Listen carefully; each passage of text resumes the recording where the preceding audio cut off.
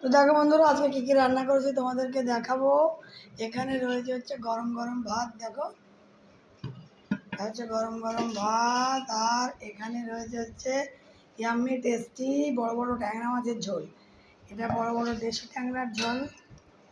এই যে দেখো বড় বড় দেশি ট্যাংরার ঝোল করেছি আলু দিয়েই করেছি।